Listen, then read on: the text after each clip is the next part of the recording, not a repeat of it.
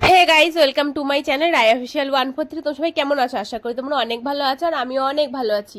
আর আজকে আমি আর রাহুল বেরিয়ে যাচ্ছি একটা দরকারটা কি তোমাদেরকে আগেই বলে দিই, কারণ তোমরা এখন আমাদের ফ্যামিলি, তোমাদের থেকে কিছুই লুকাবো না। তো দেখো, মুখ চোখ দেখে বুঝতে পারছো আমার শরীরটা একদমই ভালো নেই, আমার প্রচন্ড পরিমাণে ঠান্ডা লেগেছে। আর এখন আমরা যাচ্ছি একটু ওষুধ আনতে, আর সব থেকে বড় কথা সোনামাকে ঝাড়াতে।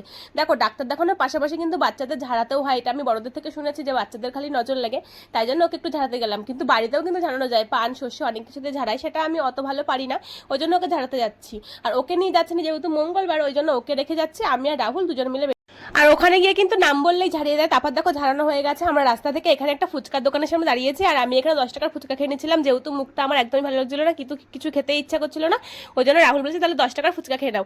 আর আমি এমনিও তোমরা ভালো মতনই জানো আমি বাইরে বেরাবো আর ফুচকা খাবো না, তেমন হতেই পারে না।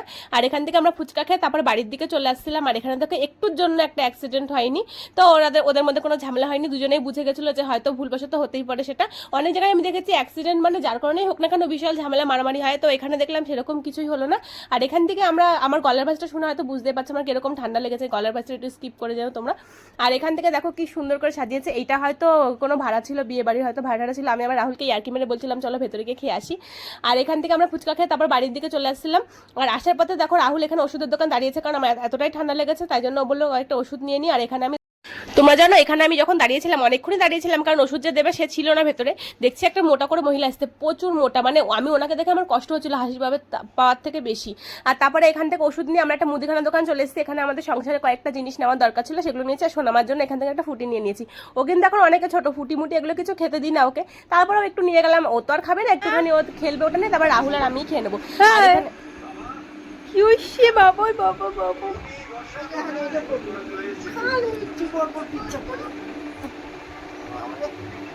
কারো মা তুমি তোমার ফুটি কে এনে দিয়েছে?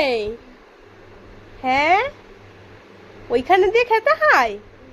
তাই জামাটা তো খুলে যাচ্ছে তোমার, এত সুন্দর বডি।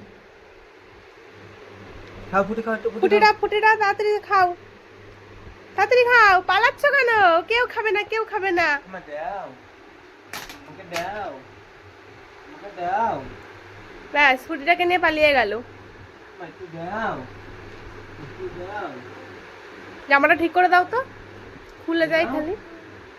দাও না, দেবা না, পাপা এনে দিয়েছে তো। আমি খেয়ে নিই। যা, তোমার সব খেয়ে নিল ফুটি, এবার কি হবে? দাও দাও দাও, আমি খুলে দিই, আমি খুলে দিই। তারপর দেখো এখানে কিন্তু রাতে রান্না করতে আমি চলে এসেছি। আর রাতে আমাদের বেশিরভাগ দিনই রুটি আর তরকারি হয়। আর এখানে আমার শরীরটা ভালো না বলে রাহুল এখানে আমাকে রুটি বেলে দিচ্ছিল, সেটাই আমি ছোট্ট করে একটা ভিডিও নিয়েছিলাম বলে দেখো মুখ চোখ কেমন করছে, মানে ওর কোনো ভিডিও আমি নিতে পারবো না। আর এখানে আমি রুটিগুলো ভাজছিলাম আর ও বেলে বেলে দিচ্ছিল।